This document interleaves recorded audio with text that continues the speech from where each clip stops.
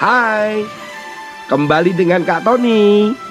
Kita akan membedah, membuka, belajar tentang kitab Amsal yang ditulis oleh Raja Salomo, agar kita mendapatkan hikmat pengetahuan dalam menjalani kehidupan ini. Dibawakan oleh Kak Tony. Tuhan Yesus memberkati.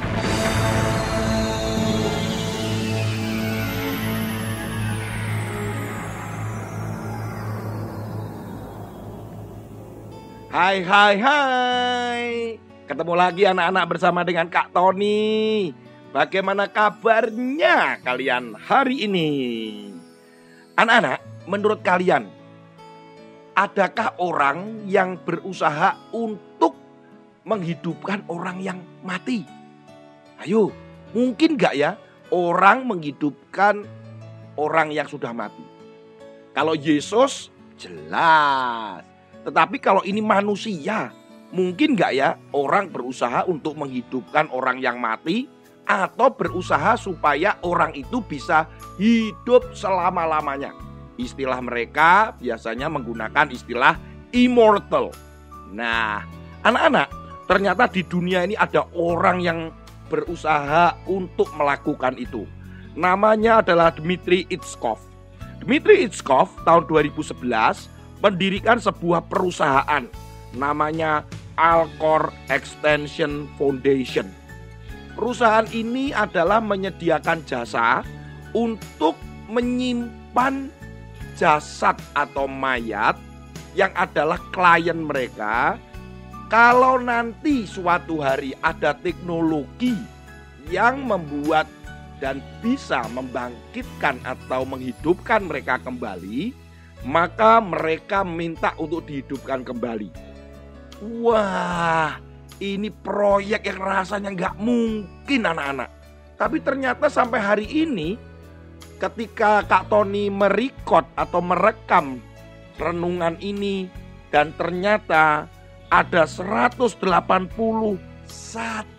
orang yang jasadnya itu ada di Alcor Extension Foundation ini. 181 orang ini ingin dihidupkan kembali ketika nanti teknologi bisa membuat mereka hidup. Perusahaan ini ternyata luar biasa peminatnya. Ada ribuan orang menjadi konsumennya. Dan ini disebut secara global atau secara umum disebut sebagai proyek immortal atau immortal project. Mereka punya rancangan, mereka punya mimpi, nanti tahun 2045 mereka bisa menghidupkan orang yang mati. Proyeknya secara garis besar mereka ingin memperpanjang hidup manusia. Mereka ingin fokus pada kombinasi otak dan robot atau disebut cyborg. Wih, orang-orang ini bagaimana sih? Kok bisa memikirkan seperti itu? Mereka tuh menggunakan teknologi membekukan mayat atau jenazah menggunakan nitrogen cair, dan mereka menyebutnya istilah itu adalah krionika.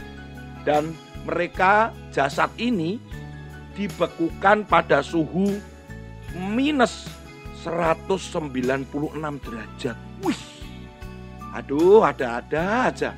Orang berusaha ingin menjadi seperti Tuhan anak-anak.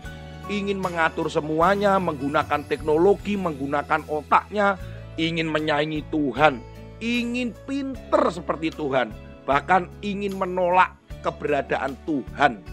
Nah, anak-anak, hati-hati. Kadang-kadang kita menemukan orang-orang di sekitar kita seperti itu. Amsal pasal 2 ayat 6 berkata demikian. Karena Tuhanlah yang memberikan hikmat, dan mulutnya datang pengetahuan dan kepandaian. Bahwa Tuhan sendiri yang akan memberikan hikmat itu. Tuhan ini pinter, Tuhan ini maha tahu, Tuhan itu maha pandai. Dia dipenuhi oleh hikmat dan dipenuhi oleh pengetahuan. Jangan berusaha untuk melawan Tuhan. Berusaha menjadi Tuhan, berusaha menjadi lebih pintar daripada Tuhan.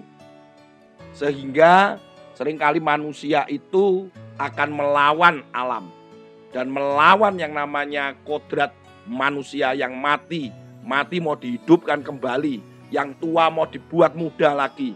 Mencoba terus-menerus sampai hari ini.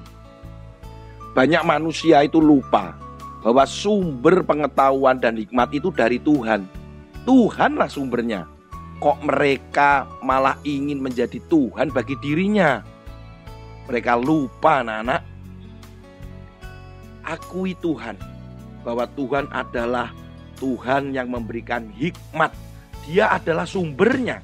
Dia ada sumbernya hikmat, dia sumbernya pengetahuan, sumbernya kepandaian.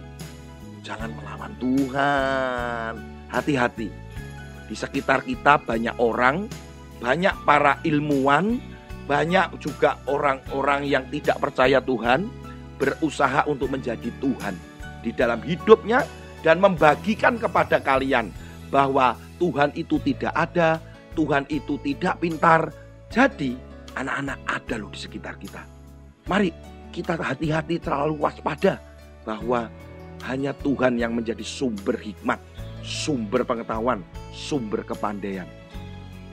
Dan kalau ada orang yang berusaha membujukmu, memberikan pengertian yang melawan Tuhan, hati-hati. Tolak di dalam nama Tuhan Yesus.